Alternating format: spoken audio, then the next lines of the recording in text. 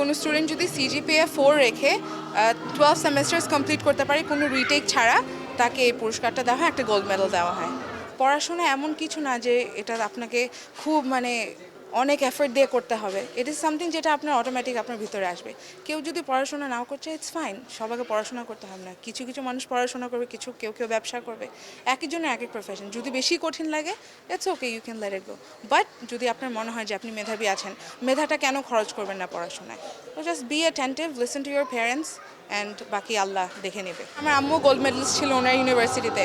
তো এখন আমাদের বাসায় 2টা গোল্ড মেডেল, একটা আম্মুর একটা আমার। ক্রেডিট তো অবশ্যই আল্লাহ সুবহানাহু ওয়া তাআলা, এবং আমার মা আমাকে অনেক পুশ করেছে।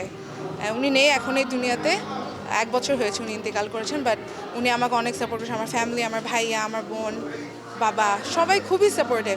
একটা সাপোর্টিভ এনভায়রনমেন্ট থাকলে পড়াশোনার কথা আর বলতে হয় না, নিজে থেকে এসে পড়ে ভিতর দিয়ে।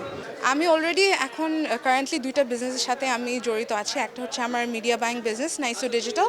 আরেকটা আমার বাবার সাথে আমি যে বিজনেসটা করছি, হুসেইনস অ্যাগ্রো। তো একটা অ্যাগ্রিকালচারাল ফার্ম, আর আরেকটা হচ্ছে মিডিয়া বাইং অনলাইন বিজনেস। আসলে জবের ক্ষেত্রে কি, বাংলাদেশের জবের ল্যান্ডস্কেপটা এখন অনেক নিউঅ্যান্সড। তো জব পাওয়াটা অনেক কঠিন আছে। এর জন্যে আমাদের ডক্টর ইউনুস অলরেডি বলেছেন যে always go for business, opt for business. আমার মনে হয় এটাই হচ্ছে বেস্ট অপরচুনিটি ফর স্টুডেন্টস। যে হ্যাঁ, you will be presented a lot of opportunities, কিন্তু এটা মাথায় রাখতে হবে যে আপনার সাথে অ্যালাইন করে কিনা, আপনি যে পড়াশোনা করেছেন ওটার সাথে অ্যালাইন করে কিনা। তখন অটোমেটিক্যালি আপনি সাকসেসফুল হয়ে যাবেন।